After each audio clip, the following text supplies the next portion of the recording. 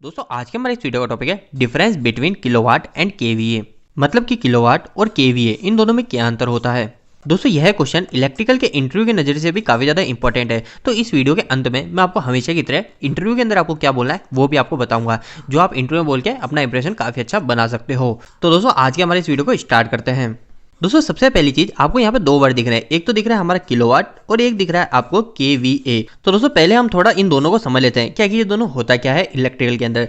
दोस्तों एक चीज सबसे पहली चीज आपको ये याद रखनी है कि हमारी ये दोनों जो चीज है किलोवाट और केवीए, ये दोनों ही हमारी पावर है। पावर का मतलब हमारे इलेक्ट्रिकल के अंदर की ताकत। किलोवाट भी हमारी पावर होती है और केवी भी हमारी पावर होती है। अब दोस्तों हमारी ये दोनों ही पावर होती है, तो किसी उपकरण का नाम तो हमारा किलोवाट में होता है और किसी उपकरण का नाम हमारा केवी में होता है। जैसे अधिकतर आपके मन में ये भी क्वेश्चन आता है कि हमारा जो ट्रांसफॉर्मर होता है उस ट्रांसफॉर्मर की रेटिंग तो केवीए में होती है, पर हमारी जो मोटर होती है उस मोटर की रेटिंग किलोवाट में होती है। तो इसके ऊपर तो मैंने ऑलरेडी एक वीडियो बना रखा है, अगर आपको वह वीडियो देखना है तो इसी वीडियो के मैं एंड इसके सेशन डाल दूंगा, आप वहां से वो वीडियो देख लीजिएगा। पर दोस्तों इस वीडियो के अंदर मैं आपको बिल्कुल बेसिक से बता रहा हूँ क्या कि किलोवाट क्या होता है और केवी क्या होता है, और फिर बाद में मैं आपको बताऊंगा कि इन दोनों में डिफरेंस क्या होता है। तो दोस्तों ये चीज तो मैंने आपको बता दी कि ये दोनों ही हमारी पावर होती है। तो दोस्तों ये दोनों पावर अलग अलग कैसे हैं? तो दोस्तों इसको आप एक काफी अच्छे उदाहरण समझ सकते हैं। जैसे कि हमारी मोटर है, ठीक है, ये एक हमारी मोटर है। अब इस मोटर को चलाने के लिए मैं क्या करूंगा दोस्तों, सिंगल फेज की मोटर मान लेते हैं, तो मैं इसके अंदर एक फेज और एक न्यूट्रल जोड़ूंगा, ठीक है, यही करूंगा इस मोटर को चलाने के लिए। तो दोस्तों जब मैं इस मोटर को चलाने के लिए सप्लाई जोड़ता हूँ, तो इस सप्लाई के द्वारा मैं इसके अंदर क्या करता हूँ, हमारी इलेक्ट्रिकल की पावर को भेजता हूँ, मतलब हमारी इलेक्ट्रिकल की एनर्जी को भेजता हूँ। तो दोस्तों असलियत में मैंने इसके अंदर कितनी एनर्जी भेजी वो तो हो जाती है हमारी केवीए। केवी का मतलब होता है दोस्तों हमारी टोटल पावर, ये चीज आप ध्यान रखिएगा, टोटल पावर। अभी आपको इसको और आसान शब्दों में समझा दूंगा। और इसके अलावा असलियत में हमारी जो मोटर है उस मोटर ने कितनी पावर को यूज करा वो कहलाती है हमारी किलोवाट, मतलब इसको बोलते हैं हम रियल पावर। तो दोस्तों इन दोनों का आप ऐसे समझ सकते हो, मैंने यहाँ लिखा है केवी जो होती है वो केवी होती है पूरी पावर, जितनी हमने पावर भेजी, जितनी हमारी इलेक्ट्रिकली पावर गई वो पूरी पावर हमारी केवी होगी। पर दोस्तों हमारी असलियत में मोटर ने कितनी पावर को उपयोग करा वो कहलाएगी किलोवाट, मतलब जितनी पावर उसने उपयोग में ली। क्योंकि दोस्तों जब भी हम किसी उपकरण को इलेक्ट्रिकल एनर्जी को भेजते हैं, जैसे हमने इसके अंदर फेस और न्यूट्रल भेजा, तो दोस्तों क्या होता है कुछ ना कुछ लॉस हो जाता है बीच के अंदर, या फिर हमारे जो उपकरण उस उपकरण के अंदर भी कुछ लॉस हो जाते हैं। लॉस का मतलब आप ये समझ सकते हो वेस्ट हो गई, हमारी इलेक्ट्रिकल के अंदर कुछ ऐसी एनर्जी है जो वेस्ट हो गई इस मोटर को चलाने के बीच में ही। तो दोस्तों अब आपको ये बेसिक सा थोड़ा क्लियर हो गया होगा। अब मैं आपको इसको थोड़ा सा और अच्छे से समझा देता हूँ ताकि आपका सारा डाउट क्लियर हो जाएगा। तो दोस्तों जैसे मैंने अभी आपको बताया था कि हमारी जो केवी होती है वो केवी होती है पूरी पावर, यानी हमारे इलेक्ट्रिकल के अंदर जितनी एनर्जी भेजी वो पूरी एनर्जी। तो दोस्तों हम इलेक्ट्रिकल के अंदर एनर्जी कैसे भेजते हैं, तो हम क्या करते हैं कि तो वोल्टेज भेज देते हैं और हमारा एक करंट भेज देते हैं। तो ये दोनों जैसे ही भेजते हैं तो हमारे इलेक्ट्रिकल के अंदर पूरी एनर्जी चली जाती है। तो हमारा वोल्टेज और करंट को भेजने के बाद में जो बनता है वो बन जाता है हमारा केवीए।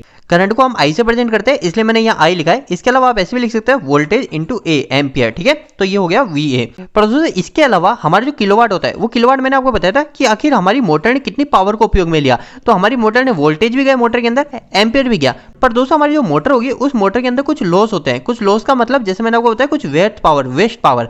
तो जो वेस्ट पावर है वो वेस्ट पावर भी यहाँ पे मल्टीप्लाई हो जाती है। तो मैं लिख देता हूँ वो जो वेस्ट पावर होती है वो होती है हमारी पावर फैक्टर के फॉर्म में। आपने कई बार सुना है हमारे इलेक्ट्रिकल के अंदर पावर फैक्टर होता है, तो जो पावर फैक्टर होता है वो पावर फैक्टर हमारा किलोवाट के अंदर इंक्लूड होता है। तो मैं लिख देता हूँ जो वेस्ट है वो वेस्ट है हमारा पावर फैक्टर। तो दोस्तों देखिए अब आपको सब चीज क्लियर हो जाएगी। हमने वोल्टेज और करंट को मल्टीप्लाई कर लिया तो हमारा क्या गया VA, और अगर हमारी कभी बड़ी वैल्यू हो जाती है तो क्या कर देते हैं हम इसके आगे किलो लगा देते हैं, के लगा देते हैं, तो ये हो जाता है हमारा KVA, ठीक है।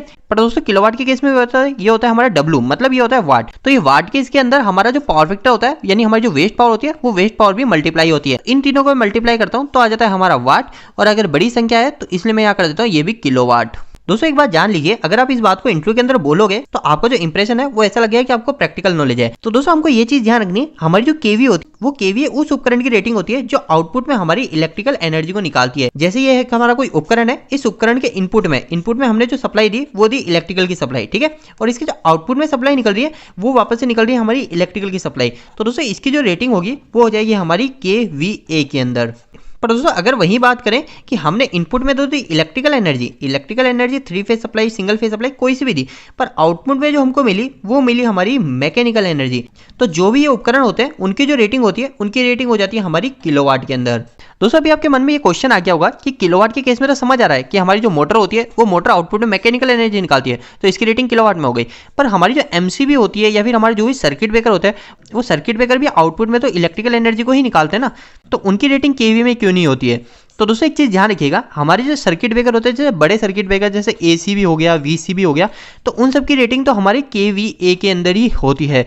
पर जो हमारे जो छोटी सर्किट ब्रेकर होते हैं, जैसे अगर हम एमसीबी की बात करें, एमसीसीबी की बात करें, तो दोस्तों इनकी जो रेटिंग होती है वो होती है एम्पियर के अंदर। आपने पता है कि हमारी जो एमसीबी होगी वो एमसीबी है कोई 63 एम्पियर की, कोई है 20 एम्पियर की, इस तरीके से होती है। तो दोस्तों इसकी रेटिंग भी हमारी केवी के अंदर ही होती है। वो कैसे होती है देखिए, इसके अंदर क्या होता है, जो भी हमारा सर्किट ब्रेकर है, चाहे एमसीबी है या एमसीसीबी है, इनके जो वोल्टेज होते हैं वो वोल्टेज फिक्स होते हैं। जैसे हमारा जो एमसीबी है, इस एमसीबी को मैं उपयोग में लूंगा 415 वोल्टेज पे, तो वोल्टेज इसके अंदर फिक्स कर दिया और एम्पियर उन्होंने हमको बता दिया 63 एम्पियर की एमसीबी है, तो एम्पियर यहाँ पे फिक्स हो गया। तो यहाँ पे 63 एम्पियर एमसीबी फिक्स हो गई, वोल्टेज उन्होंने फिक्स बता रखा है 415, तो इन दोनों को मल्टीप्लाई करूंगा तो ये हो जाएगा VA।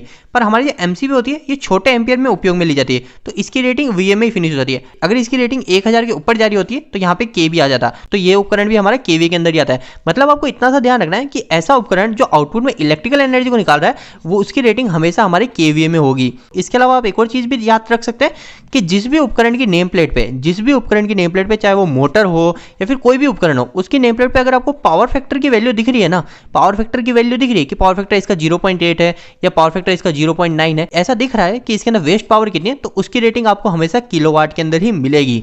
और दोस्तों ऐसा किस लिए होता है कि हमारे जो आउटपुट में जिसमें इलेक्ट्रिकल एनर्जी मिल रही है उसकी रेटिंग केवी में क्यों होती है? तो दोस्तों ऐसा इसलिए होता है क्योंकि हमारे जो इलेक्ट्रिकल के लोड होते हैं वो लोड अलग अलग टाइप्स के होते हैं। जैसे हमारी जो मोटर हो गई, कोई हमारा लैंप हो गया या फिर हमारा फ्रिज हो गया, टीवी हो गया, हमारे जो इलेक्ट्रिकल के लोड होते हैं वो लोड अलग अलग टाइप के होते हैं।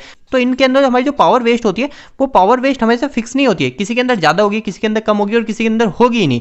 तो इसी वजह से जिस उपकरण के आउटपुट में हमको इलेक्ट्रिकल एनर्जी मिल रही होती है उस उपकरण की रेटिंग हमको केवीए में ही मिलती है, क्योंकि उसमें हम कोई सा भी लोड जोड़ सकते हैं, उसके अंदर जो वेस्ट पावर है वो वेस्ट पावर कुछ भी हो सकती है। और दोस्तों कभी आपको किलोवाट से केवी में बदलना है कि आपकी वैल्यू कोई किलोवाट के अंदर है और उसको केवी में बदलना है, तो आपको क्या करना है, जैसे मैंने आपको बताया था किलोवाट जो होता है इसके अंदर क्या होता है, वोल्टेज मल्टीप्लाई बाय एम्पियर और इसके साथ में होता है एक पावर फैक्टर। पर केवी के केस में पावर फैक्टर नहीं होता है, तो दोस्तों मैं क्या करूंगा, इस पावर फैक्टर को वापस से इसमें से किलोवाट में से निकाल दूंगा। जो हमारी किलोवाट की वैल्यू आई थी इस किलोवाट के अंदर से वापस से पावर फैक्टर को निकाल दूंगा भाग करके, तो दोस्तों मेरी जो वैल्यू आ जाएगी वो वापस से वैल्यू आ जाएगी हमारी केवी के अंदर। और दोस्तों अगर कभी मेरे को केवी को किलोवाट में बदलना है तो मेरे को क्या करना पड़ेगा, वोल्टेज और एम्पियर तो यहाँ पे मेरे को मिल रहा है, पर मेरे को यहाँ पे सिर्फ पावर फैक्टर, हमारा जो पावर फैक्टर उस पावर फैक्टर यहाँ मल्टीप्लाई कर दूंगा और जो हमारा जो आंसर आ जाएगा वो आ जाएगा हमारा आंसर किलोवाट के अंदर।